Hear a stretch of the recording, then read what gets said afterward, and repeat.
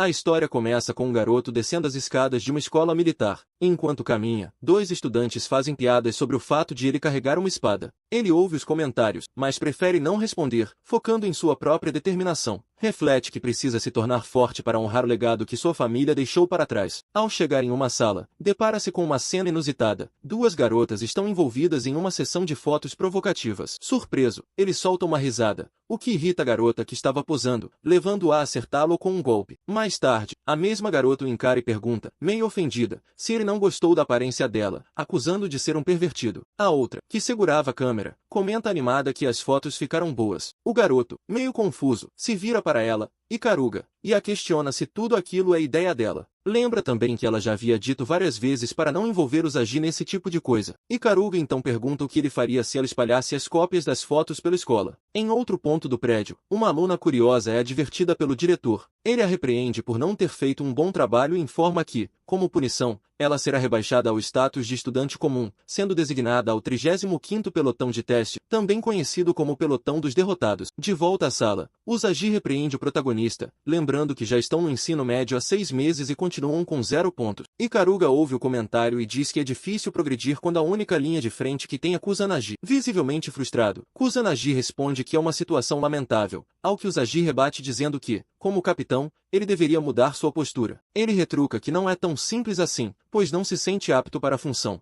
Ikaruga então oferece ajuda. Ela informa que naquela noite acontecerá uma venda ilegal de artefatos heréticos de nível D, e que, se conseguirem capturar os responsáveis, ganharão muitos pontos. No entanto, o diretor aparece repentinamente na sala, surpreendendo todos. Ikaruga pergunta por que alguém tão importante como ele se daria ao trabalho de aparecer. Ele responde que ouviu muitos relatos negativos sobre o pelotão, apesar de saber que todos têm potencial. Acrescenta que, devido ao baixo desempenho do grupo, decidiu trazer alguém de peso para ajudá-los. Uka Otori, uma ex-inquisidora que está retornando ao ensino médio. A chegada de Otori surpreende todos. Usagi revela que, ainda durante o ensino médio, Otori conseguiu se tornar inquisidora em apenas 1 ano e meio. Antes de sair, o diretor menciona que ela é sua filha. Otori, no entanto, apressa-se em corrigir. Ela é apenas sua enteada, e não há qualquer laço de sangue entre eles. Logo em seguida, Usagi se aproxima de Kusanagi e diz que não gosta da ideia de ter que conviver com gênios e pessoas favorecidas. Percebendo a reação surpresa dele, pergunta se a conhece. Kusanagi confirma, dizendo que os dois já foram companheiros. Ikaruga então pergunta por que Otori abandonou a Inquisição oficial para se juntar ao grupo. Otori responde que não pode revelar o motivo. Kusanagi, com um brilho nos olhos, olha para Otori e, após um tempo, pergunta como ela tem estado. Ela, por sua vez, pergunta quem ele é, como se não o reconhecesse. Mais tarde, à noite, o grupo se posiciona para a missão.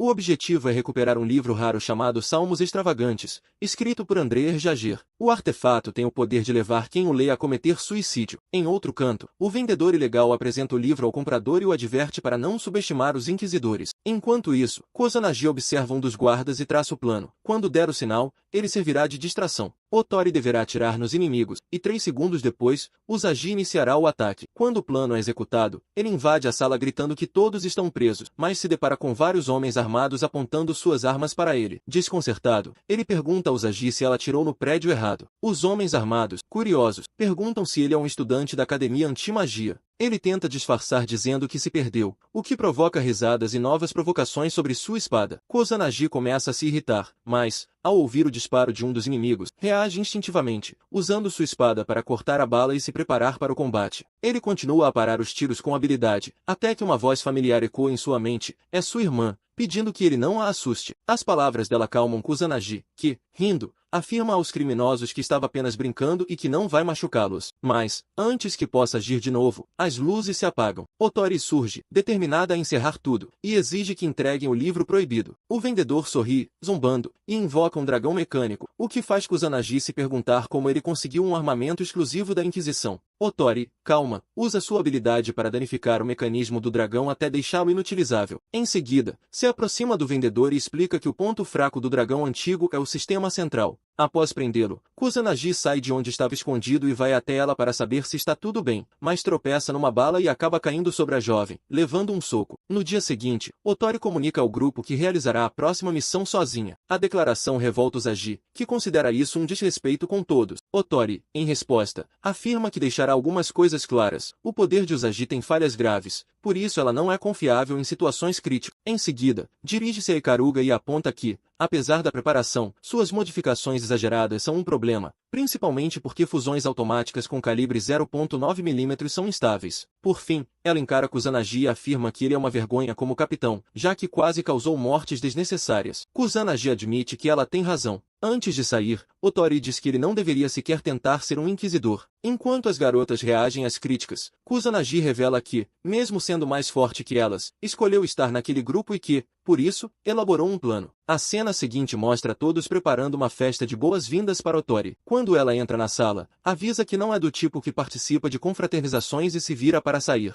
Nesse momento, Kusanagi nota um corte em seu braço e pede para tratá-la. Otori, no entanto, se afasta, dizendo que não entrou para a Inquisição para fazer amizades. Ela afirma que não o considera digno de ser seu capitão, nem deseja qualquer proximidade. Kusanagi responde que não se importa com o que ela pensa. Lembra que, gostando ou não, ele ainda é o capitão, e não vai permitir que nenhum membro do grupo se machuque. Mais tarde, os dois se encontram em uma nova missão. Durante a ação, Kusanagi abre um alçapão que ativa uma granada. Otori, sem hesitar, se lança sobre ele para protegê-lo. Logo em seguida, dois guardas aparecem. Eles conseguem deter os inimigos, e após se unir aos guardas, a protagonista entra em um container que havia sido inspecionado por Otori. Lá, ele a encontra cabisbaixa diante do corpo sem vida de uma mulher. Por um instante, ela se aproxima chorando, e em meio às lágrimas, declara que sua irmã havia retornado para resolver aquilo. Então, ela deixa o container com o semblante transformado pela raiva e começa a disparar contra os guardas. O protagonista age rápido e a impede, advertindo-a de que, caso os matasse, perderia sua licença na Inquisição. Ela, com o rosto tomado pelo choro, afirma que acabaria com todos eles. Kusanagi recorda a ela que havia ingressado na Inquisição para impedir que outras pessoas sofressem o mesmo destino daquela mulher. Ela então vira a arma na direção dele e conta que toda sua família foi assassinada por uma bruxa. Por isso, carrega esse ódio por qualquer coisa ligada à magia. Essa obsessão, diz ela, tornaria impossível para ela aceitar a ajuda de outros em sua jornada de vingança. Assim, declara que não pode fazer parte do pelotão dele. Depois de dizer isso, tenta disparar contra os guardas algemados, mas Kusanagi se move no instante e se atira sobre ela. Enquanto a segura, diz que ela pode sim se unir ao pelotão, mas deixa claro que não deve fingir compreender tudo o que se passou. Mesmo assim, ele continua tentando se aproximar. Na cena seguinte, é mostrado como o protagonista conheceu Otori. Os dois se enfrentaram em um combate até a morte logo no primeiro dia de academia. No dia seguinte à missão, ele caminha pelos corredores, refletindo sobre as palavras intensas que dissera a Otori. Enquanto isso, no escritório, o diretor comenta com ela que, embora os membros do grupo não ajam como uma equipe, possuem habilidades notáveis individualmente. Otori responde friamente que ele pode superestimá-los o quanto quiser, mas que ela ainda não se interessa por suas palavras. Diante disso, o diretor menciona que um dos membros é um candidato a relicário. Otori se surpreende com a revelação e sai da sala. Logo depois, o diretor, com um lápis nas mãos, revela que espera que em breve ela escolha seu empreiteiro. Em outro ponto, a garota que acompanhava o vendedor diz a Unted que ele tem um cheiro desagradável. Ele pergunta se ela conseguiu o item mágico. Ela responde que o fragmento não valia a pena. Então, ele muda de assunto e conta que é um necromante invocador, perguntando se um ar não precisa de uma arma para lutar. A garota, visivelmente irritada, questiona quantos ele já matou. Ele responde calmamente, 1150, sendo que metade eram criminosos. Ouvindo isso, ela diz que o mataria ali mesmo, se não fossem as consequências. A Unted, sorrindo, relembra que prometeu não se envolver com civis. Para ele, o único inimigo verdadeiro do Valhalla é a Associação dos Inquisidores. Depois, muda de assunto e afirma que eles triunfarão e acabarão com o preconceito contra as bruxas. Ela apenas diz que espera que ele cumpra essa promessa. Quando ela se afasta, ele a chama de filha da grande bruxa Marinkaid-san e deseja que as valquírias a protejam. Enquanto isso, na academia, Usagi treina sua mira. Ela comenta com o protagonista que, da última vez, errou porque estava nervosa. Ikaruga então pergunta se ela acha que errar o prédio é só um deslize comum, e Usagi promete que fará melhor na próxima missão para não ser criticada novamente. Subitamente, Otori entra e questiona sobre o que conversavam. Em seguida, acusa o protagonista de só querer ser inquisidor por dinheiro, dizendo com veemência que ele não é qualificado para ser capitão nem para fazer parte da Inquisição. Kusanagi, ao ouvir, pergunta se ela se acha no direito de dizer tais coisas. Ela o lembra de que está na academia porque teve sua permissão tirada. Também comenta que sabe que outros a chamam de calamidade por matar criminosos sem ordem, deixando cenas ensanguentadas por onde passa. Otori escuta tudo e, sem negar as acusações, sai da sala. Em outro lugar, A Unted se encontra no alto de um prédio. Aproveitando a brisa, reflete sobre como o mundo não oferece nada de essencial aos humanos. Com esse pensamento, usa seus poderes para invocar as Filhas da Paz, e assim, trazer o fim da Era Pacífica. Enquanto isso, Otori está diante dos túmulos de seus pais e de sua irmã. Kusanagi aparece e pergunta o que houve com eles. Ela conta que tudo aconteceu há 9 anos. Ao terminar a história, confessa que, desde então, perde o controle quando vê criminosos, eliminando-os por impulso, o que justifica seu apelido. Kusanagi diz que ela está equivocada. Ela o encara e exige saber o que ele considera errado, relembrando que ele havia prometido não desistir de ser seu amigo. Kusanagi então revela que sacrificou sua humanidade para derrotar seus próprios inimigos. Depois, pergunta-se, mesmo assim, ela ainda o vê como alguém disposto a ser seu amigo. De repente, uma explosão irrompe. Os dois correm até o local. O protagonista recebe um chamado pelo interfone, e Karugo conecta a uma mensagem do diretor, que informa que a Associação dos Inquisidores enfrenta uma crise sem precedentes. O alvo do julgamento ressurgiu na cidade, um herói da antiguidade. Há suspeitas de que ele esteja indo em direção à zona proibida da academia. Por isso, os alunos devem reunir forças e lutar pela instituição. Ao final da mensagem, Ikaruga diz que, como capitão, o protagonista deve decidir o próximo passo. Ele responde que talvez o melhor seja recuar, pois se nenhum item de rank F conseguiram recuperar, uma luta seria inútil. Mesmo assim, Otori retorna à academia, determinada a capturar Nean. Lá, se depara com um enorme robô. Ao atirar, percebe que a máquina está protegida por uma barreira mágica. Ainda assim, segue lutando até ser capturada e lançada violentamente ao chão.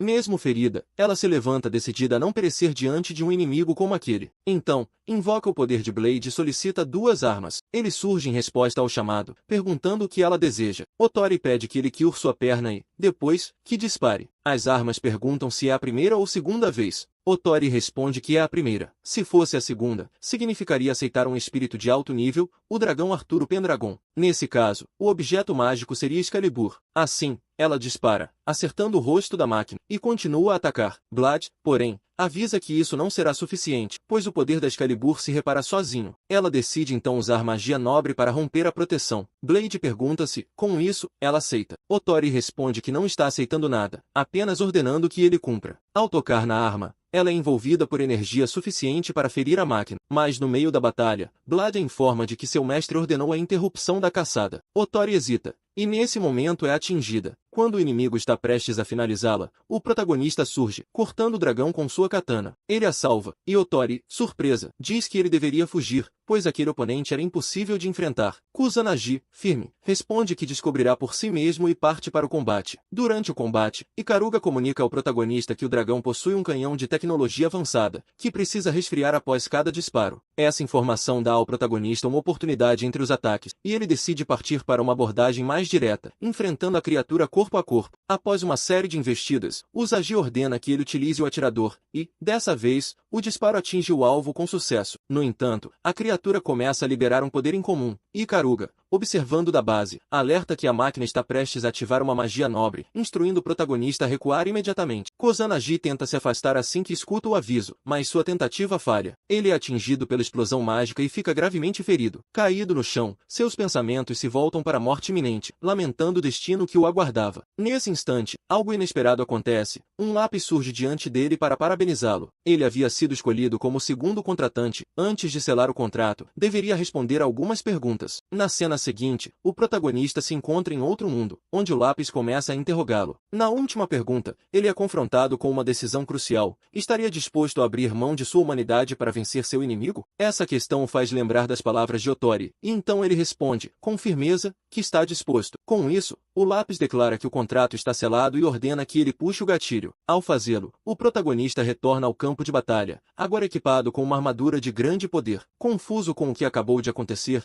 ele questiona mentalmente a situação. É então que Pensil aparece e explica que faz parte da série de relíquias inimigas, que só podem ser utilizadas por inquisidores. Ela informa que ele foi escolhido como seu portador e acrescenta que o inimigo está se aproximando, mas agora, com um novo poder, ele pode lutar com liberdade. Graças à ajuda de Pensil, o protagonista consegue vencer o dragão, que, surpreso, decide recuar para preparar uma nova estratégia. No final da batalha, o inimigo questiona se aquilo seria realmente permitido. O protagonista responde que sim, se mais ninguém aceitasse, ele aceitaria. Em seguida, vemos o diretor da academia em uma conversa com outra pessoa sobre Marin e Kaido. Essa pessoa revela que ambos apagaram quase todas as próprias memórias, uma precaução para impedir que informações fossem extraídas deles. Também comenta que acredita que a garota seja a bruxa Aurora, desaparecida há 3 anos. Mais tarde, o diretor explica ao protagonista e a seu pelotão que relíquias escolhem seus próprios usuários, sendo que apenas aquele lápis nunca havia escolhido alguém. Ele informa que essa é a única relíquia com forma de espada, razão pela qual Kusanagi era a opção ideal. Pensio então os interrompe para dizer que o protagonista era o mais compatível com ela, já que um espadachim comum não serviria. O diretor comenta que o único problema de Pensio é sua tendência a assumir forma humana, por isso a colocou na mesma turma. Ele também revela que providenciou documentos falsos e uma identidade para ela. Quando o protagonista lê o registro, surpreende-se ao ver que o nome dela é Kunazi. Pensio então passa a chamá-lo de irmãozinho. Em meio a isso, uma das garotas, claramente irritada, pergunta ao diretor se todos estavam ali apenas para ouvir essa história. Ele responde que não, e logo anuncia que há uma missão especial para o pelotão 35. Em seguida, chama Mari e Kaido ao escritório para explicar que a academia está testando um novo sistema que permite a entrada de bruxas na escola, integrando-as à Inquisição. A função dele seria protegê-las e garantir que suas verdadeiras identidades permanecessem em segredo. Ao saírem do escritório, Mari afirma que não precisa de guarda-costas, já que possui uma coleira com rastreador GPS que impede sua fuga. Kusanagi acrescenta que a coleira explodirá caso ela tente usar magia.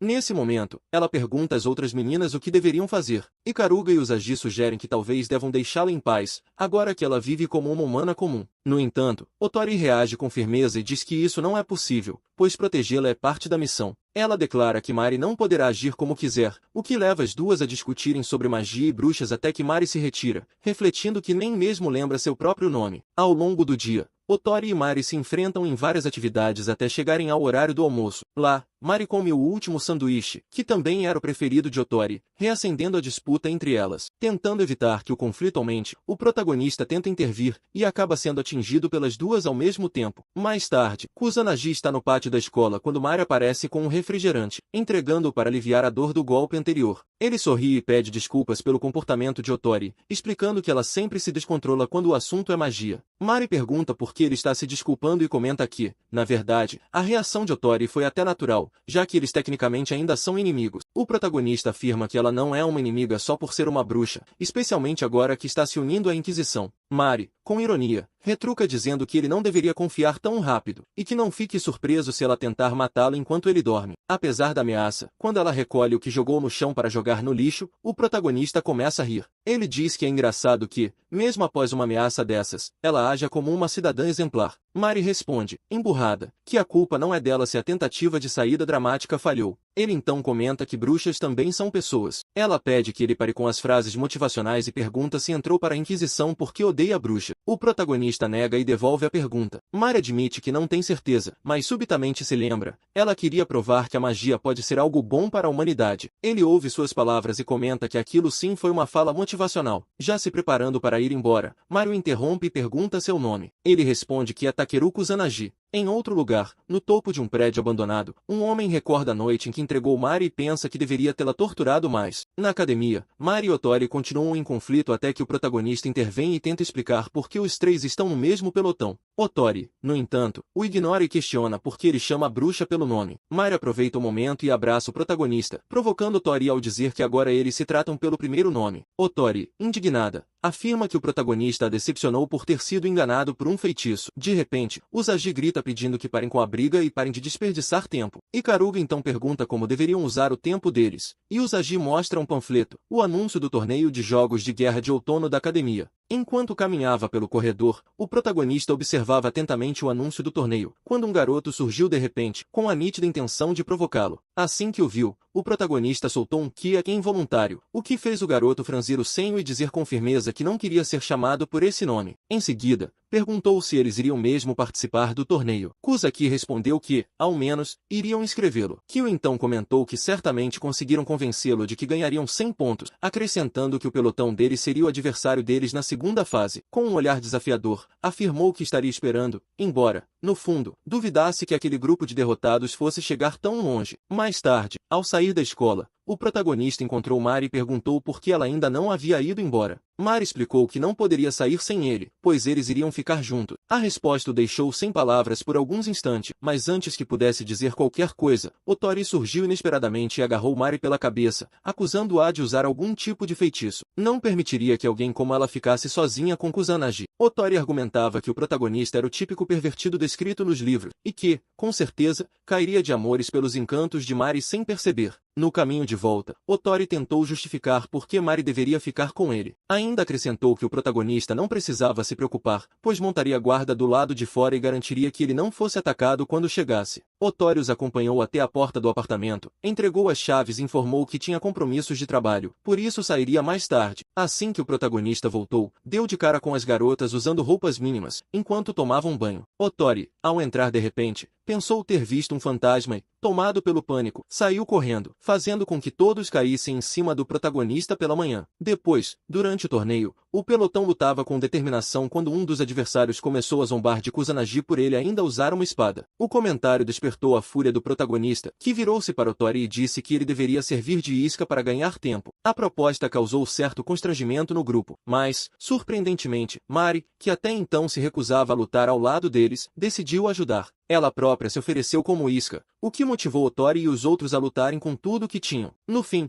o pelotão saiu vitorioso, e a felicidade era visível nos rostos de todos, principalmente do protagonista, que não parava de comentar o que Mari havia feito por eles. Animado, ele sugeriu que todos fossem comemorar. Otori, porém, lembrou que precisava entregar um relatório, então se afastou do grupo e foi até a sala do diretor. Lá, percebeu que o local estava vazio, mas sobre a mesa encontrou documentos que falavam sobre Mari. Descobriu que ela havia se envolvido com Bajala e que seu crime fora homicídio. Enquanto isso, do lado de fora, Mari conversava com o protagonista, dizendo que Usagi e Karuga estavam se dando muito bem ultimamente. Kusanagi, um pouco surpreso, respondeu que os dois viviam às turras, mas com o tempo acabaram se entendendo. Mari então comentou que acreditava que, se ela e Otori também conseguissem se entender, poderiam formar um bom casal. Contudo, ela mesma concluiu que isso jamais aconteceria. O protagonista mudou de assunto e disse que estava refletindo sobre o que ela havia contado outro dia. Comentou que, para ele, ela não era diferente das outras garotas do pelotão, e que não precisava continuar se isolando só porque era uma bruxa. Mari respondeu que lembrava muito pouco de seu passado. No entanto, havia algo que a fazia desconfiar de que talvez ela não fosse quem imaginava, e isso a deixava assustada. O protagonista tentou tranquilizá-la, dizendo que, independentemente do tipo de pessoa que fosse, ele continuaria ali, mesmo que fosse apenas para ignorá-la. No dia seguinte, Ikaruga mostrava grande empolgação com os novos modelos de robôs, mas foi interrompido por Tori, que chegou até o grupo pedindo para conversar a sós. Longe dos outros, ela revelou o que havia lido sobre Mari. Na sala de monitoramento, o diretor entrou e se aproximou de Kurogane. Ao vê-lo, Kurogane comentou que parecia ter descoberto a verdade sobre Mari. O diretor, então, se perguntou se Valhalla voltaria a aparecer. Enquanto isso, no campo de batalha, Kyoria gritava, perguntando se o protagonista pretendia lutar ou não. Como não obteve resposta, mandou seu pelotão agir. De repente, Yoshimizu apareceu gravemente ferido, o que causou preocupação em Kyoria. Nesse instante, algo estranho começou a sair do estômago de Yoshimizu, e Kusanagi, ao perceber o que era, deixou seu esconderijo. Diante dele, uma figura fantasmagórica emergia do corpo de Yoshimizu. Era Unted, o comandante da patrulha de Valhalla em território inimigo. Após se apresentar, ele disse a Marine Kaido que estava ali para resgatá-la. Porém, quando tentou se aproximar, Kurogane ordenou que seus seguranças atirassem nele. A Unted, por sua vez, ergueu uma barra mágica para se defender e invocou os dragões para eliminar os soldados. Kurogane, observando a cena, pediu permissão ao diretor para usar uma relíquia Hater. O diretor autorizou, mas instruiu que deixassem o feiticeiro nas mãos do pelotão de Kusanagi. Dentro da barreira mágica, a Unted virou-se para Mari e perguntou se o protagonista era seu namorado. Ela confirmou que sim. Isso deixou Kusanagi irritado, que logo foi chamado de perseguidor por Unted. Diante disso, o feiticeiro declarou que mataria Kusanagi por interferir entre ele e Mari. Furioso, o protagonista se transformou no caçador de bruxas e perguntou a Lápis o que sabia sobre o inimigo. Lápis explicou que se tratava de um necromante de Valhalla, classificado como uma ameaça de nível 5. A Unted, ao ver a transformação, ficou surpreso. Perguntou se o protagonista era mesmo quem havia derrotado seu subordinado em Ard. Ele também confessou que nunca imaginou que o garoto tivesse firmado um contrato com um Hacker. Disse ainda que não esperava que as coisas fugissem do controle e perguntou se poderia ser deixado ir. Kusanagi respondeu que não era tão compreensivo quanto parecia e o atacou. Aunted, então, convocou seu Dinslav para se defender.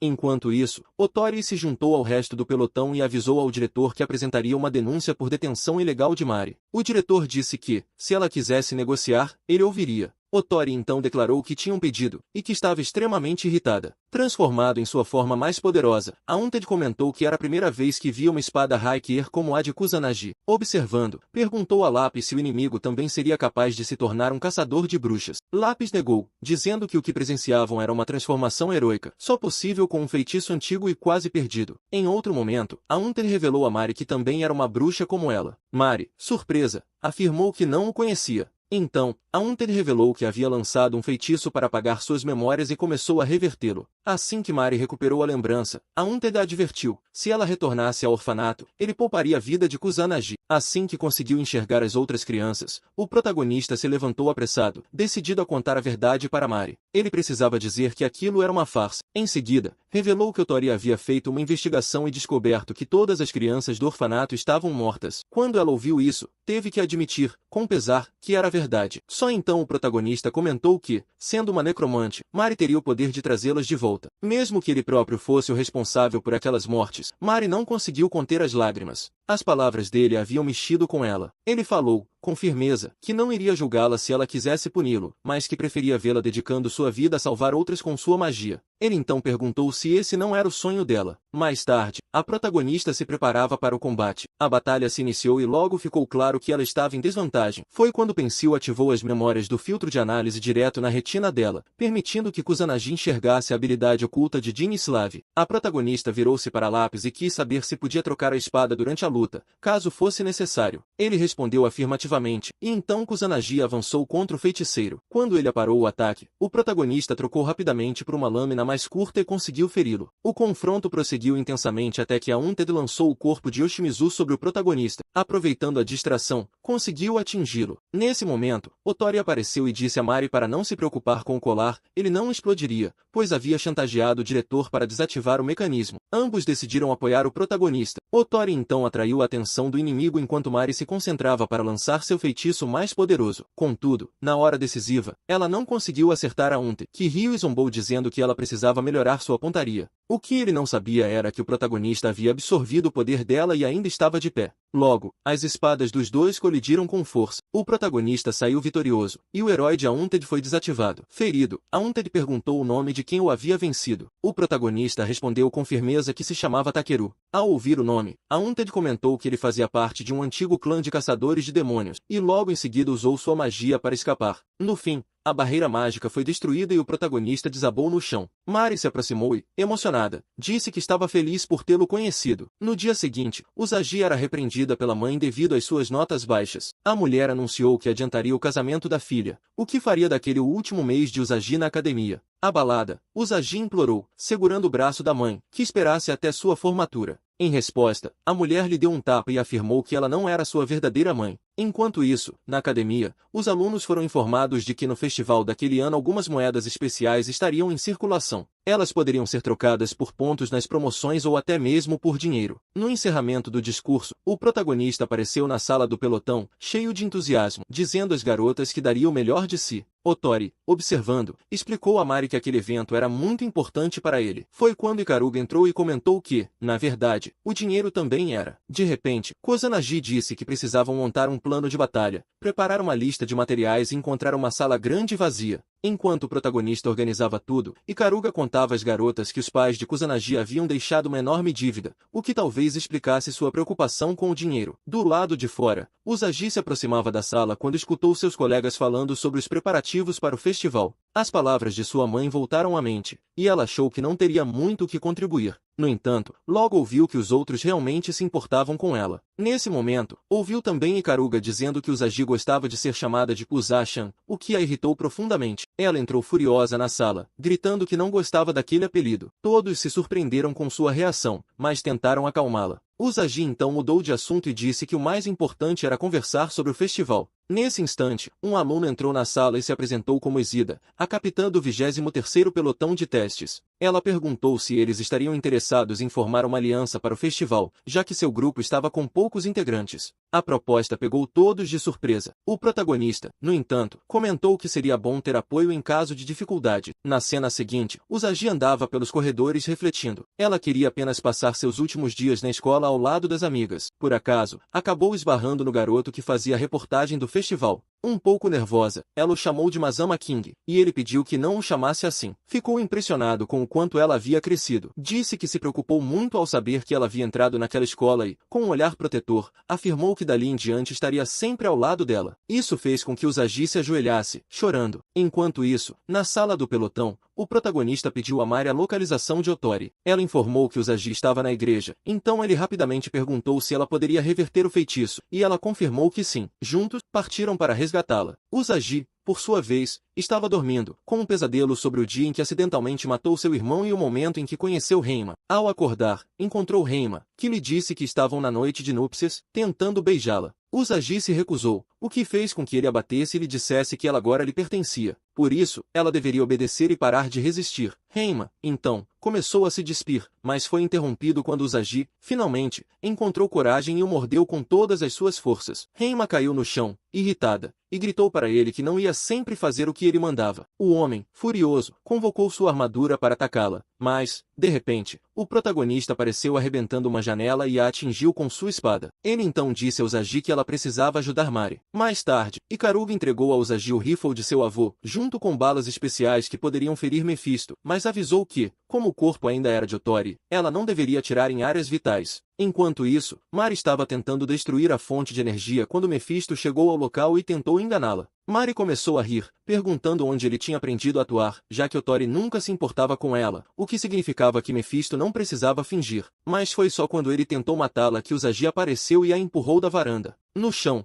Usagi apontou seu rifle para Mephisto. Ele, por sua vez, usou sua magia e fez com que todos os garotos se apaixonassem por Usagi. Do outro lado, na igreja, o protagonista estava prestes a dar o golpe final em Reima, que, de susto, acabou molhando as calças. Janai, então, interrompeu o ataque e foi embora. Pencil perguntou por que ela não a matou, e o protagonista respondeu que Usagi não tinha pedido para fazer isso. Enquanto isso, onde Mari estava, Mephisto atirou no ombro dela. Ela olhou para ele e disse que ele falhou, mas como tinha falhado, ele tentaria novamente. Nesse momento, o protagonista apareceu e avisou Mephisto que estava ali para recuperar Otori. Ela sorriu e invocou o relicário de Otori para atacar o protagonista e roubar seu poder. Mephisto comentou que o poder de Otori poderia eliminar qualquer magia que a fonte conhecesse. Usagi, sem saber em quem atirar, foi orientada pelo protagonista a disparar em ambos, ele e depois Otori, já que nenhum dos dois morreria. De repente, Otori começou a lutar contra Mephisto. No momento em que ele conseguiu ter um pouco de controle sobre seu corpo, disse a Usagi que, se a considerava sua amiga, deveria atirar nela. Usagi, ao ouvir isso, disparou rapidamente contra Otori. Isso fez com que a alma de Mephisto saísse do corpo de Otori.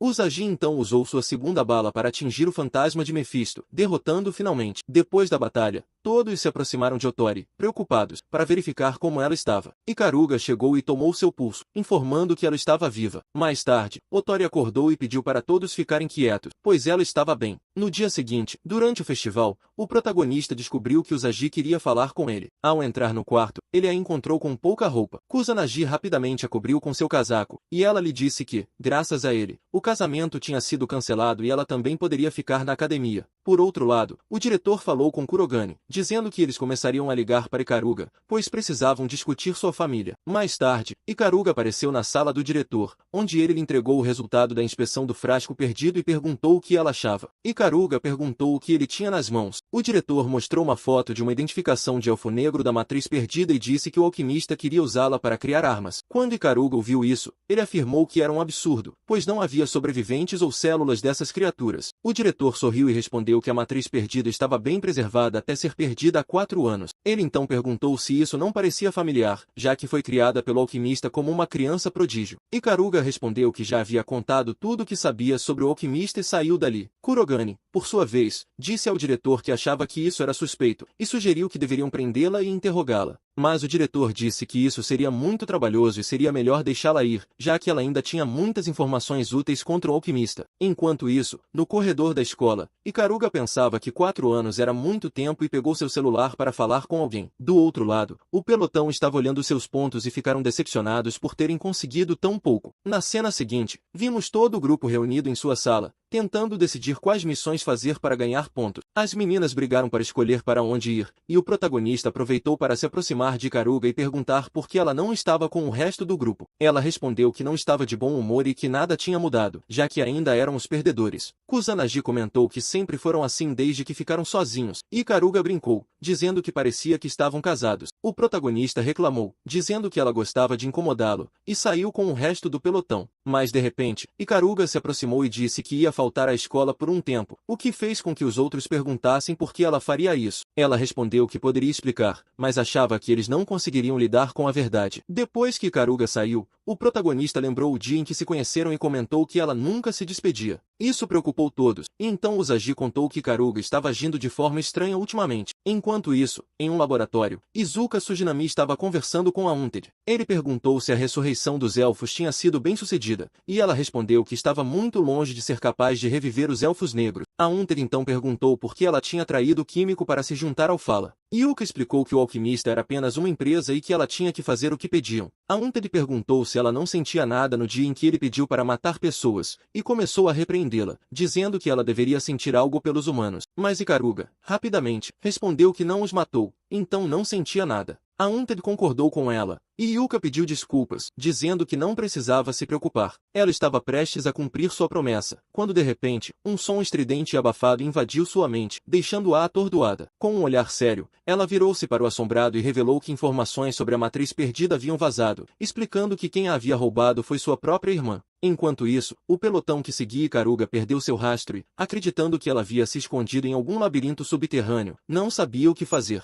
No entanto, em meio ao labirinto, a irmã de Ikaruga conversava com ela, dizendo que carregava a matriz perdida, e que agora, mais do que nunca, era sua responsabilidade cumpri-la. Ikaruga, com uma expressão firme, perguntou se o acordo significava que ela poderia realizar os experimentos que haviam sido planejados. A resposta de Izuka foi simples e direta: sim. Aquilo era o que ela esperava. Izuka, no entanto, advertiu que, uma vez que chegassem ao local combinado, não haveria mais retorno. Não me importo, respondeu Ikaruga com firmeza. O que importa é a ressurreição dos elfos. Ela confessou, então, que não confiava em Izuka e que, caso ela cruzasse seu caminho mais uma vez, não hesitaria em matá-la. Enquanto isso, o protagonista e seu grupo se viam forçados a fugir de um grupo de gangsters, que os havia seguido sem saber ao certo sua localização. Kusanagi, determinado, perguntou a Lápis onde Ikaruga estava. Quando finalmente a encontrou, desmaiada e acompanhada de 2 guardas, a situação rapidamente se transformou em uma luta. O protagonista, enfrentando os guardas, fugiu com Ikaruga nos braços. Após se refugiarem em um local seguro, Ikaruga questionou o motivo de eles a seguirem. Kusanagi pediu para conversarem mais tarde, pois haviam outras prioridades, como ajudar as meninas. Ikaruga, no entanto, se mostrou cética, afirmando que eles não seriam capazes de ajudá-las. Antes que pudessem continuar, um exército de robôs surgiu e os atacou. Ferido, o protagonista pediu para Ikaruga se esconder enquanto ele tentava encontrar os outros. No entanto, antes que pudesse dar mais um passo, Kusanagi desmaiou, e Ikaruga, tomando a situação em mãos, decidiu levá-lo para seu abrigo. No caminho, ela ligou para sua irmã,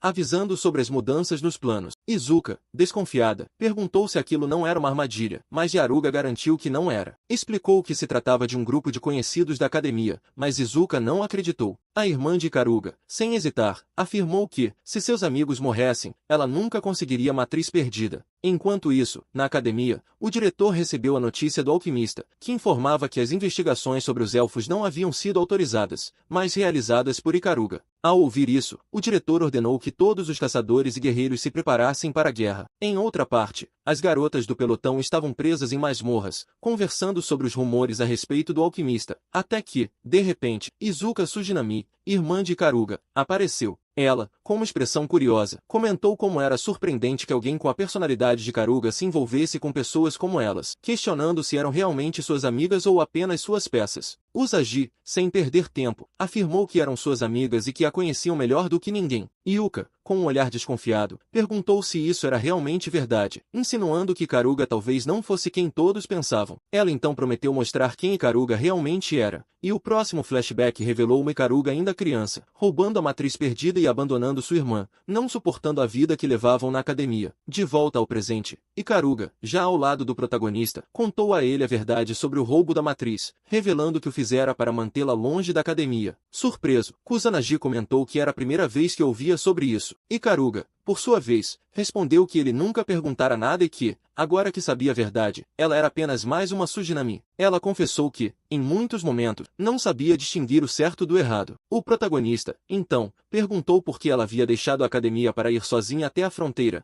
ao descobrir os planos para reviver os Elfos Sombrios. Ikaruga questionou o que ele faria no lugar dela, e Kusanagi, com firmeza, respondeu que a ajudaria. Isso levou Ikaruga a questioná-lo. E se fosse esse o caso, você me impediria? O protagonista, então, afirmou que faria o possível para parar, caso fosse necessário. Com um olhar silencioso, Ikaruga revelou que estar com ele a acalmava. Então, sem mais palavras, ela subiu sobre ele, começando a se despir. Enquanto fazia isso, disse-lhe que talvez fosse a última vez que pudessem viver algo assim. Surpreso e sem saber o que fazer, Kusanagi ficou em choque. Ikaruga, com um olhar determinado, disse que ele deveria apenas fazer amor com ela e pronto. Depois, em uma pausa, perguntou se ele era virgem, garantindo que também era, e que talvez aquele fosse o fim para ambos. O protagonista, confuso, perguntou o que ela quis dizer com última vez, mas antes que pudesse obter uma resposta, o som de helicópteros ecoou à distância. Imediatamente, Kusanagi percebeu que Shemiz estava por perto, e Ikaruga, com um olhar arrependido, confessou que havia feito a ligação para eles.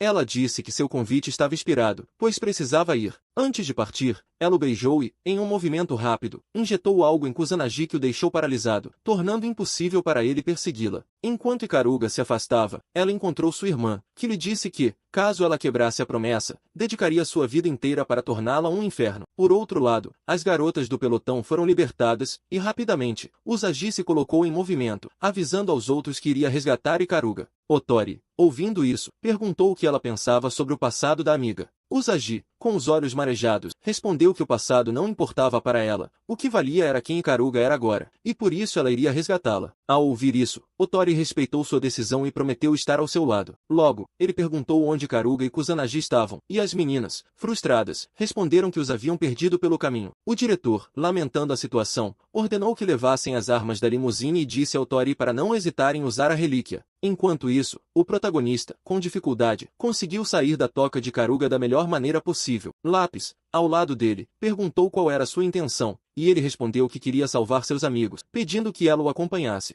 Lápis, com determinação, afirmou que faria o possível para ajudá-lo a realizar seus desejos. Ela ativou a armadura com sistemas de 100% de obediência, permitindo que o protagonista se movesse com mais agilidade. Na sequência, Kusanagi enfrentou as máquinas, enquanto perguntava a Lápis onde Ikaruga e o centro de pesquisa dos elfos estavam. Lápis respondeu que o local mais alto da torre estava coberto por materiais mágicos, então ele deveria ir até lá. Kusanagi perguntou se ela poderia voar, mas ela explicou que isso não era possível. Contudo, ela sugeriu que poderiam planar com um salto alto, o que fez Kusanagi sorrir, já pensando no próximo passo. Pencil pediu que ele parasse de elogiá-la, pois isso a deixava desconfortável. Sentia como se ele estivesse tentando lhe dizer algo, o que a fazia ficar nervosa. Decidiu, então, ativar os propulsores e subir até o topo da torre. Quando chegou lá, viu o Prot prestes a ser atingido por um dragão. Foi então que Otori apareceu, surgindo do nada para salvá-lo. Ele sugeriu que o Prot tomasse mais cuidado com Kusanagi. Vê-lo, sem entender completamente a situação, questionou Otori sobre o que ele estava fazendo ali, e a resposta veio rápida. Ele estava no mesmo lugar por um motivo semelhante. Mas, antes que pudesse dizer mais, Otori alertou que, caso a Inquisição descobrisse que Ikaruga havia se envolvido em experimentos com elfo, ela seria capturada.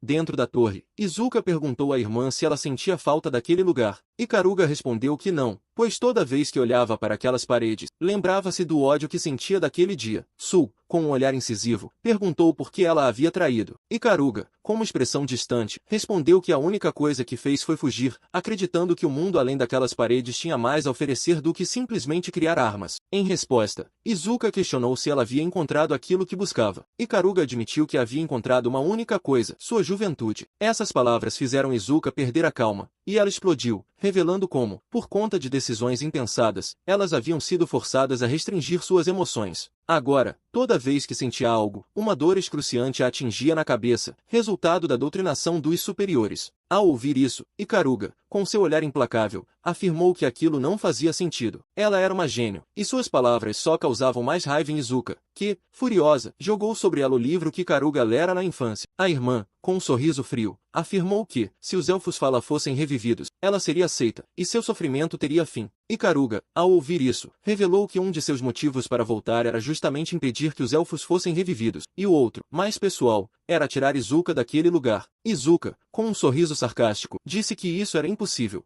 Ikaruga, então, tentou se aproximar para convencê-la, mas sua irmã a empurrou com força, dizendo que não precisava mais dela, pois agora tinha planos próprios, destruir o mundo para salvar a si mesma. Ikaruga, com um tom de pena, disse que, caso isso acontecesse, ela perderia sua casa, e, nesse cenário, seriam inimigas. Yuka, com raiva, retrucou que não precisava de um lar e disparou contra a perna de Ikaruga. Após isso, ela exigiu a matriz perdida, mas Ikaruga a interrompeu, dizendo que a resposta estava bem à frente dela. Apontando para a pedra em seu peito, Ikaruga revelou que era a pedra filosofal, responsável pelo fim da magia e da ciência, um artefato conhecido como a máquina Nanon. Nesse instante, Ikaruga se transformou em uma elfa negra. Izuka, incrédula, perguntou se ela havia usado as nanomáquinas. Ikaruga, com um sorriso louco, confirmou, dizendo que com magia seria capaz de criar antimatéria. Ela se preparou para usar esse poder, avançando na direção de sua irmã. Izuka começou a recuar, percebendo que estava prestes a perder, mas, de repente, a Unted apareceu, atacando de forma inesperada. Izuka, então, questionou o motivo de Ikaruga esconder emoções tão intensas. Depois disso, o caos se seguiu, com Ikaruga atacando o inimigo com sua magia. Mais tarde, Izuka, gravemente ferida, foi levada nos braços de Ikaruga, que, com lágrimas nos olhos, tentou convencê-la a desistir. Izuka, com um suspiro, disse que a máquina Nanon estava incompleta e que Kanaria, a elfa que criaram quando eram crianças, ainda estava viva, sendo mantida por Valhalla. Ikaruga deveria sobreviver para libertá-la. Nesse momento, Ikaruga pediu desculpas, em seguida, assistiu, impotente, enquanto sua irmã falecia. Contudo, antes de sua morte, Izuka lhe pediu uma última coisa, que ela fosse com a Unted. Ikaruga, com um olhar vazio, afirmou que a irmã havia lhe ensinado tudo o que ela precisava saber. Agora, não necessitava mais dela. Ikaruga, ouvindo essa conversa, ficou em silêncio. A Unted, então, revelou que sua irmã havia deixado uma lembrança, e invocou um dragão, causando destruição por toda a parte. Nesse momento, o protagonista, que estava nas proximidades, se apressou até o local e conseguiu salvar Ikaruga, que estava prestes a cair inconsciente. Após isso, pediu a Pencil que analisasse o dragão. Ela lhe disse que, com a quantidade de magia que possuía, o dragão deveria ser um tecelão, com chances de vitória extremamente baixas, cerca de 0,4%. No entanto, o dragão começou a devastar tudo, obrigando o protagonista e Otori a distraírem-no, enquanto Usagi tentava acertá-lo com um canhão balístico real, que só tinha 5 balas. Usagi errou as 2 primeiras tentativas, o que a deixou desanimada, mas ela encontrou coragem no terceiro disparo. O dragão também conseguiu causar bastante dano ao protagonista, que, furioso, retornou à batalha. Quando chegaram a um ponto crítico, o protagonista ficou sem energia, pensando que talvez fosse perder alguém novamente. Mari, com sua magia, deu-lhe um impulso de poder, que foi utilizado para cortar o dragão, derrotando e fazendo com que ele caísse no chão, exausto. Após a batalha, Mari se gabou para as outras garotas sobre a ajuda que deu, fazendo o protagonista rir. Em seguida, Kusanagi se aproximou e perguntou a Ikaruga, que estava um pouco distante, se ela não se juntaria a eles. Ela respondeu que preferia observar de longe, pois era mais relaxante. O protagonista, com um sorriso, acariciou sua cabeça e sugeriu que, da próxima vez, pedisse ajuda. Mais tarde, o pelotão se preparava para uma nova missão secreta, mas, de repente, Ikaruga questionou suas habilidades, dizendo que não acreditava que seriam capazes de cumpri-la. Otori, irritado, retrucou que ela já havia participado de missões complicadas. Ikaruga, com um olhar de desafio, disse a Otori que ela especialmente deveria se abster de dar opiniões. Otori, furioso, perguntou se isso era uma provocação, mas Ikaruga apenas sugeriu que se divertissem e revelou que o local da missão seria um clube adulto. Quando a noite chegou, as meninas estavam reunidas em uma mesa com alguns homens, até que um deles se aproximou de Otori e fez um comentário inapropriado sobre seu corpo. Ela se afastou com raiva, mas o homem, furioso, retrucou que era apenas um cliente. O Prot, disfarçado de cliente, interrompeu a conversa, dizendo ao homem que aquele era o primeiro dia de Otori no local, o que acalmou um pouco a tensão. Durante a noite, o protagonista continuou observando os suspeitos, e ao identificar um na mesa 4, pediu que as meninas ficassem atentas. Seguindo suas ordens, Otori se sentou ao lado do suspeito, que estava com uma garota. Após alguns drinks, o suspeito, já bêbado, tentou tocar em Otori, o que a fez perder a paciência. Ela o golpeou, e ele, em resposta, começou a disparar sua arma. O protagonista e o resto do pelotão rapidamente intervieram, dando cobertura ao Tori, e, em seguida, prenderam o suspeito por tráfico de artefatos mágicos. Após a prisão, o pelotão percebeu que o suspeito, na verdade, só queria dar um videogame de presente à garota. Em seguida, outro homem, assustado, perguntou o que a Inquisição estava fazendo ali e começou a fugir. O pelotão iniciou uma perseguição rápida, enquanto Tori, paralisada pela confusão, não conseguia reagir. Mais tarde, na academia, Tori se desculpou com os colegas, e Usagi comentou que qualquer garota ficaria furiosa se fosse tocada daquele jeito. Ela também mencionou que, embora não fosse sensato usar balas de verdade durante a missão, Ikaruga acrescentou que, por causa disso, agora a Inquisição provavelmente tiraria os pontos deles como sanção. Mais tarde, o pelotão examinou o anel que haviam confiscado, mas ninguém tinha certeza se era um artefato mágico. Ikaruga, então, sugeriu que a única opção seria testá-lo. Isso fez com que Usagi e Mari começassem a discutir sobre quem ficaria com o anel, já que nenhuma delas queria largá-lo.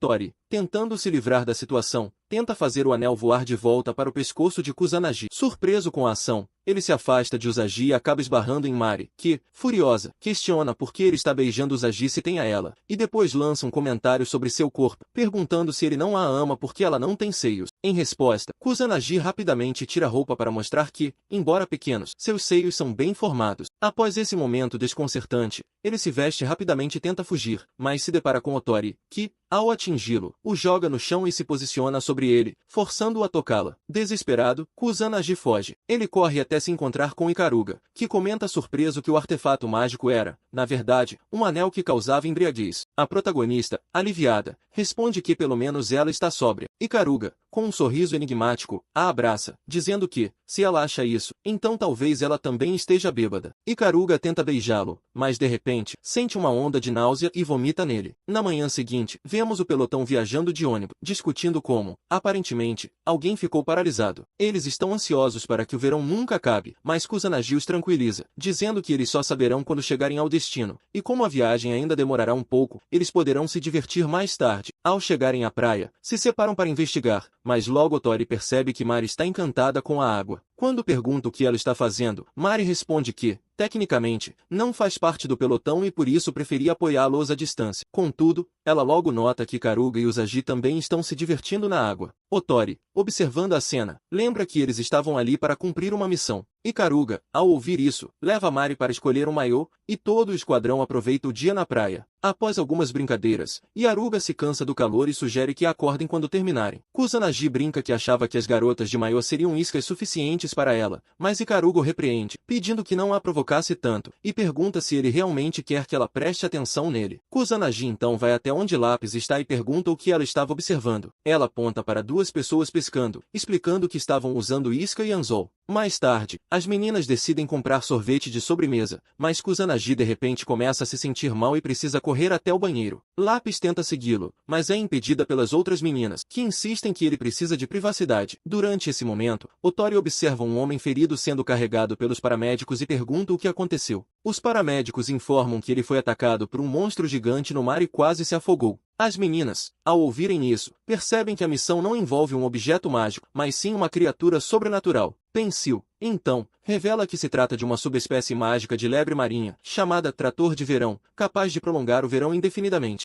Tori, ouvindo tudo isso, admite não saber do que se trata, e Usagi, percebendo que tanto Ikaruga quanto Kusanagi não estão por perto, avisa Pencil e Mari que o pelotão Mini 35 será o responsável por concluir a missão. A próxima cena mostra as meninas preparando um plano, onde Pencil usa uma vara de pescar e as meninas servem como isca. Elas reclamam de serem usadas dessa forma, mas de repente, um monstro gigante começa a atacar com seus tentáculos. Assustadas, elas avisam a Pencil, que tenta puxar a vara, mas, ao ser cortada, o monstro consegue levar as meninas. Kusanagi, ao sair do banheiro e perceber o que está acontecendo, pede a Lápis para transformá-lo em um caçador de bruxas. Já transformado, ele se joga na água, mas devido ao peso de seu traje, afunda no fundo do mar. As meninas, ao verem isso, sugerem que ele use a vara de pescar, e graças ao seu conselho, conseguem se libertar do monstro. Tori desativa o colar de Mari, permitindo que ela use sua magia para tirar todos da água. No final da tarde, o grupo se prepara para sair da praia, quando Tori aparece com sorvete para o mini pelotão 35, em agradecimento por tê-lo salvado. No dia seguinte, o protagonista visita sua irmã, Kiseki, e pergunta se ela não percebeu como cresceu. Ela responde que, quando se dorme, o crescimento acelera. Kiseki então elogia Kusanagi, dizendo que ele está mais bonito e pergunta se tem alguma história interessante para contar. Kusanagi fala sobre seus novos amigos e menciona gostar de uma garota de cabelo bonito. Sua irmã, ao ouvir isso, comenta que, se ele está falando dela, é porque se apaixonou. Kusanagi, no entanto, responde que o que sente não é exatamente amor, mas uma grande admiração, e que sente algo especial quando a vê andando, o que deixa Kiseki feliz, mas ela diz que não importa como ele a sinta. Ela expressa felicidade por ele ter encontrado alguém especial, mas Kusanagi lamenta que ela, sendo forçada a dormir o tempo todo, não possa viver uma vida normal. Eles são interrompidos pela notícia de que o tempo acabou, e Kusanagi promete que ela estará com ele novamente. A próxima cena mostra Otori perseguindo uma motocicleta dirigida por traficantes. Ela consegue direcioná-los para um local onde Kusanagi se encontra, conseguindo impedir que a missão seja completada. No dia seguinte, o pelotão está na academia, analisando seus pontos quando Otori, preocupada, pergunta se Kusanagi está cansado, pois ele parece ter olheiras. Antes que ele possa responder, ela o aconselha a descansar. Kusanagi, porém, afirma que não está tão exausto assim.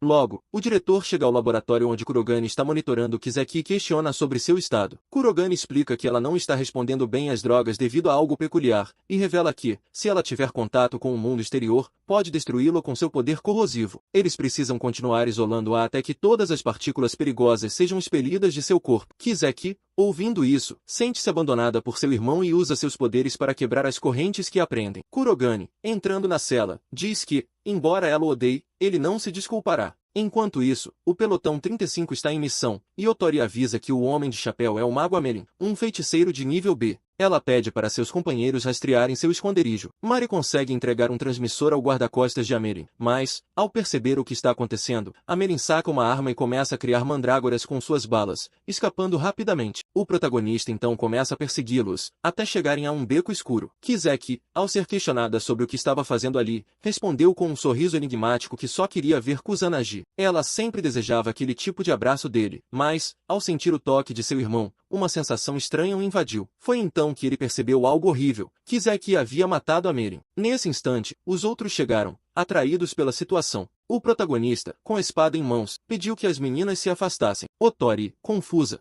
explicou que não tinha ideia do que estava acontecendo, mas sabia de duas coisas. Uma era que sentia dor e a outra, que os presentes ali não representavam uma ameaça para ela. Kusanagi abaixou a espada e, com um olhar sério, perguntou se a garota era perigosa. Ele respondeu afirmativamente, e acrescentou que ela era ainda mais perigosa do que imaginavam. Quando falou sobre proteger Kiseki, ficou claro que não hesitaria em impedir qualquer um que tentasse machucá-la, até mesmo ele, se fosse necessário. As meninas ficaram em silêncio, surpresas. Kusanagi então revelou que o nome dela era Kiseki. Embora fosse sua irmã, ela possuía habilidades tão poderosas que se classificava como uma ameaça de nível SS ao mesmo tempo. Na prisão, o diretor alertava Kurogane. Se não encontrassem Kiseki logo, o mundo inteiro estaria em perigo. Enquanto isso, na casa do protagonista, Kiseki despertou com um olhar culpado, pedindo desculpas a Kusanagi por ter matado alguém novamente. Nesse momento, Tori entrou na sala, apresentando-se como a irmã do protagonista. Com um tom suave, prometeu que faria o possível para garantir que nada de ruim acontecesse a ela. Kusanagi, com uma expressão séria, saiu da sala para explicar àquelas que estavam presentes que sua irmã havia matado muitas pessoas, mas que isso não havia sido intencional. Kiseki não conseguia controlar seus poderes, e a única vez que perdia o controle era quando se sentia ameaçada. Logo explicou que esse fenômeno era conhecido como Síndrome do Transbordamento, algo comum entre bruxas que não possuíam linhagem mágica. Usagi, sempre preocupada, perguntou o que fariam a seguir. O protagonista, pensativo, sugeriu que entregassem Kiseki à Inquisição, mas Otori interveio. Ela sugeriu que os acompanhassem até a Inquisição, sem fazer contato direto com eles. Quando Kusanagi perguntou se não seria melhor ligar, Otori revelou que já havia desligado os comunicadores, confiando em sua palavra. Ela insistiu que eles tinham 1 hora para ficar com Kiseki antes de partirem, e as meninas logo ajudaram Kiseki a se trocar. Após o intervalo, Mari, com um sorriso gentil, prometeu que Kiseki seria sua irmã no futuro. Naquela noite, enquanto tomavam café, Kiseki comentou sobre o quanto os amigos de Kusanagi eram gentis, tratando-a bem apesar de saberem que ela representava um perigo. Eles conversaram sobre as meninas, até que, em um suspiro, Kiseki fez um pedido angustiante ao irmão. Ela queria que ele a matasse. Com os poderes crescendo a cada dia, ela sentia o desejo de matar mais pessoas e achava que seria melhor morrer antes que isso acontecesse. No entanto, ela não queria que fosse qualquer pessoa a fazê-lo, apenas ele. Surpreso, Kusanagi a olhou com pesar e disse que não poderia cumprir esse desejo. Mesmo que todos quisessem vê-la morta, ele sempre desejaria que ela vivesse. Ele prometeu a ela que, se um dia fosse necessário matá-la para protegê-la, ele também morreria naquele mesmo dia. Kiseki, tocada por suas palavras, disse que, se ele cumprisse sua promessa, ela resistiria por mais um tempo. Enquanto isso, em uma cabana distante, Dilua recebia as ordens para resgatar o alvo, que estava na prisão. Ela, com um sorriso cruel, disse ao informante que destruiria a academia se fosse necessário. O homem tentou alertá-la para não ser tão pretensiosa, como Assombrada e Mefisto, mas Dilua estava decidida. Na cidade, o protagonista e sua irmã chegaram a um parque de diversões, onde se encontraram com Kyoya e Yoshimizu. Kyoya, apontando uma arma para Kiseki, declarou que a caça às bruxas havia começado. Kusanagi, furioso, invocou a lâmina de lápis, e ao converter sua espada, perguntou a Kyoya por que ele possuía uma relíquia. Kyoya, com um olhar frio, explicou que o diretor o havia escolhido por ver seu potencial. A luta se iniciou, mas foi interrompida pela chegada de Kurogane, que os repreendeu por lutarem em uma área civil. Como inquisidores, agora teriam que enfrentar as consequências de suas ações. Kusanagi, preocupado com sua irmã, pediu permissão para falar com ela, e, ao se aproximar de Kiseki, ela pediu desculpas por não poder mostrar mais do mundo exterior. Ele, com um sorriso triste, prometeu que eles se viriam novamente e a abraçou, dizendo para ela não esquecer sua promessa. Ela, com um suspiro, desmaiou em seus braços. O diretor, ao se aproximar, explicou que ela havia sido sedada com Jimir. Mesmo sendo sua irmã, Kiseki precisava se acalmar sozinha. Kusanagi, aflito, perguntou o que aconteceria com ela, e o diretor revelou que um alquimista queria ajudá-los. No entanto, para isso, ele precisaria transferi-la para outra instalação secreta, longe de Valhalla. Enquanto isso, no céu, um avião da Inquisição foi interceptado por Dilua, que percebeu que se tratava de uma armadilha. Na cidade, o transporte que levava Kiseki foi atacado por robôs. Kyoya, com um sorriso, se preparava para lutar, ansioso pela batalha. O protagonista, por sua vez, começava a entender os segredos por trás da história de sua irmã, ouvindo seu pai lhe contar que as mulheres da família nasceram com demônios dentro delas, o que resultava na morte de todas elas ao nascerem. No entanto, Kiseki era imortal. A revelação deixou Kusanagi ainda mais confuso, mas seu pai, com um olhar grave, lhe entregou sua espada e o desafiou. Deveria escolher entre matá-la ou protegê-la. De volta ao presente, Kusanagi despertou em uma cela com Otori, que se desculpou por não ter podido ajudá-lo. O protagonista, com um olhar agradecido, disse que sem ela, ele jamais teria ficado com sua irmã. Otori revelou que devia tudo a ele, pois graças a ele e ao pelotão, ela encontrara paz. Antes que pudesse dizer mais,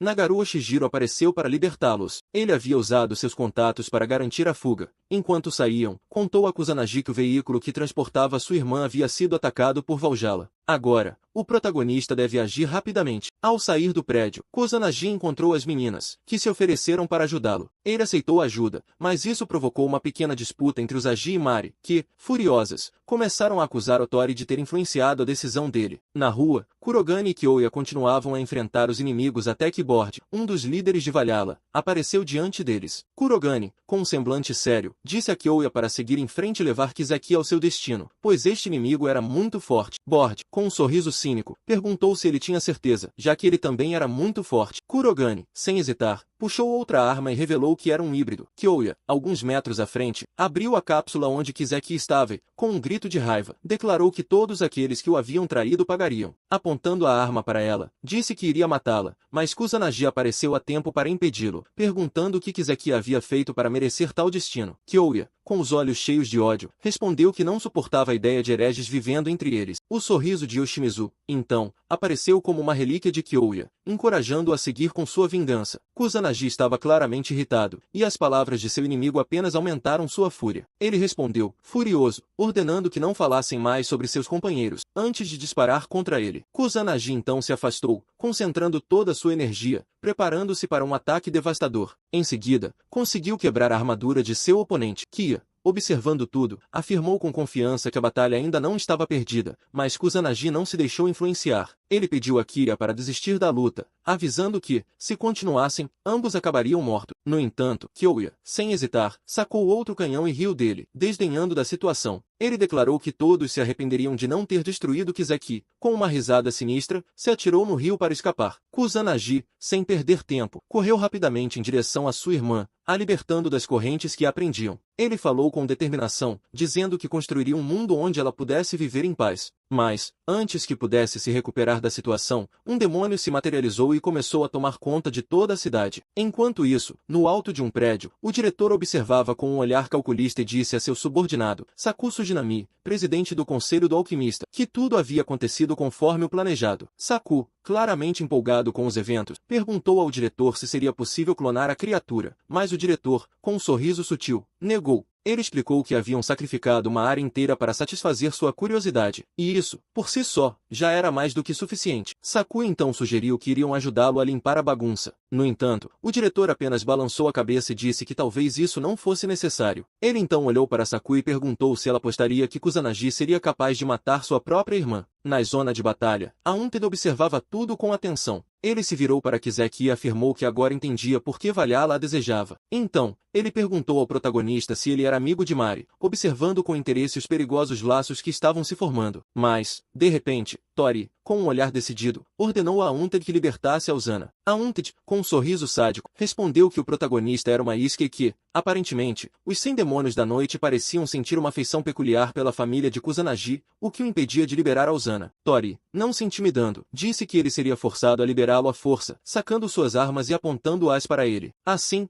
iniciou-se um combate intenso, corpo a corpo, no qual a Unted questionou se a habilidade do narrador de Kusanagi era revelar sequências mágicas. Mas, antes que pudesse continuar, ele agarrou Tori pela cabeça e a perfurou com sua espada. No entanto, antes que a situação piorasse, os demônios de Kiseki intervieram, interrompendo a luta. Quando Kiseki viu a intervenção, ela imediatamente se virou para Blat, pedindo para fazer um contrato com ele. Blat, o comedor de relíquias, perguntou se ela estava realmente certa disso, mas Otori, com uma expressão séria, garantiu que era o momento certo para usar seus poderes, pois as pessoas que mais amava estavam em perigo. Blat, então, fez uma confissão sincera. Se ela tivesse feito o contrato com ele apenas para satisfazer sua vingança, ele a teria devorado. Mas, ao perceber que seu novo motivo era mais nobre, ele se emocionou e, com isso, iniciou a transformação de Otori em um caçador de bruxas. Com a transformação concluída, Otori atacou a Unted com uma força imensa, obrigando-o a se proteger com seus próprios poderes. Em resposta, ele invocou seu próprio relator. A batalha entre os dois se intensificou, e Otori, com um golpe preciso, finalmente conseguiu ferir seu adversário. Ela, então, correu para ajudar Kusanagi. Enquanto isso, os demônios de Kiseki começaram a fechar o cerco, até que, de repente, o veículo com as meninas do pelotão apareceu para ajudá-las. Durante a fuga, Otori questionou Kiseki sobre como poderiam deter a irmã de Kusanagi. Kiseki, com um olhar sombrio, explicou que, para isso, precisariam interromper os poderes que estavam transbordando, até que o frenesi fosse contido. Ela acrescentou que, como o corpo principal era imortal, só poderia ser destruído por Kusanagi, e que ele seria a única pessoa capaz de fazê-lo. Logo, a enorme massa de carne que tomava conta da cidade as atingiu, fazendo com que o veículo capotasse. As meninas rapidamente saltaram do veículo para se proteger. E aí, com uma expressão preocupada, perguntou o que fariam agora com o protagonista. Otori, com uma expressão resoluta, disse que a relíquia de Kusanagi poderia curar suas feridas e permitir que ele salvasse sua irmã, mas Maria interrompeu, avisando que não deixaria que ele carregasse mais nada. Agora, era a vez dela ajudar. Otori, usando suas últimas energias, convocou seu narrador e, antes de partir, disse a Mari que ela ficaria no comando de todos. Enquanto subia aos céus, Otori pensava que não permitiria que Kusanagi matasse sua irmã, pois não queria que ela passasse pela mesma dor que ela. Usando seu poder, ela destruiu parte do corpo do demônio, ouvindo uma voz furiosa que a acusava de odiá-la desde o momento em que ela havia tirado seu irmão. Enquanto isso, o protagonista, imerso em seus próprios pensamentos, lembrava de seu passado, culpando-se por não ter feito uma escolha e por ter fugido. De repente, Lápis, interrompendo seus pensamentos, lhe ofereceu mais poder,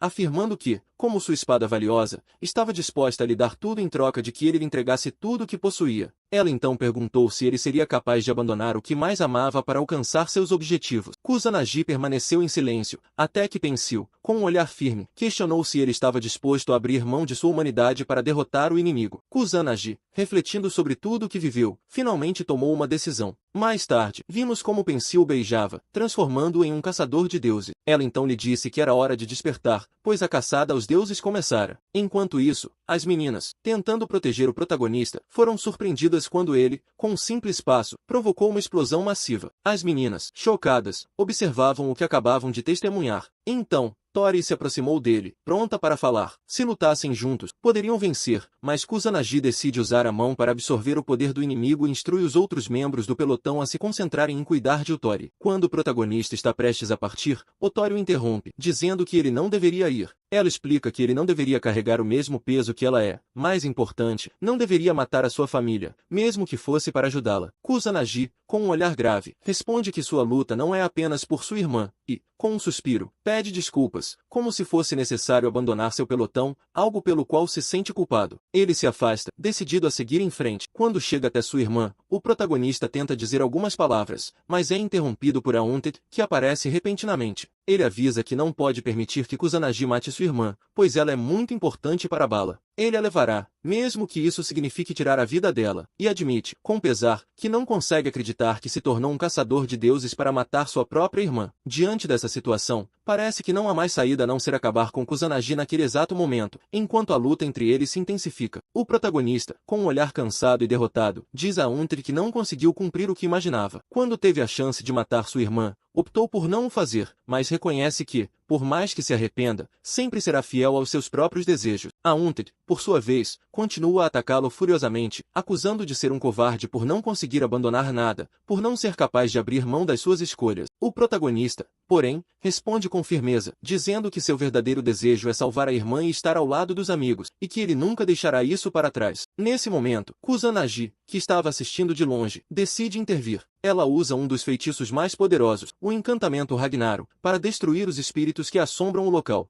Agora, livre da pressão externa, ela se apressa para onde sua irmã está. Quando finalmente a alcança, pega sua mão e lhe diz que juntos, irão voltar. A irmã o abraça, mas, com um olhar apreensivo, pergunta se ele a fará sofrer novamente. O protagonista, com um sorriso triste, responde que talvez sim, mas promete que isso só ocorrerá até que ele realmente consiga salvá-la. Ele promete que, independentemente das dificuldades, ele sempre se levantará, tantas vezes quanto for necessário. De repente, tudo que estava destruindo a cidade desaparece, e Bord, ao lado de seu companheiro Canari, diz que será necessário recomeçar. Antes de partirem, porém, Bord é abordado pelo diretor, que lhe conta que 150 anos se passaram e pergunta quanto de raiva ele ainda sente. Bord, com um tom de voz pesado, chama o diretor de Zetsu Otori e questiona se ele planeja repetir a história, desta vez usando Kusanagi. Algumas garotas, que estavam observando, perguntam se ele conseguiria salvar a irmã. Com a irmã nos braços, o protagonista responde que não poderia, pois ainda precisa continuar a sofrer. Elas, com expressão sincera, dizem que não é bom carregar a dor sozinho e pedem que ele permita que compartilhem um pouco de sua carga. Kusanagi, surpreendida por essa reação, olha para elas e, com um sorriso agradecido, diz que ficará em dívida com elas. E assim,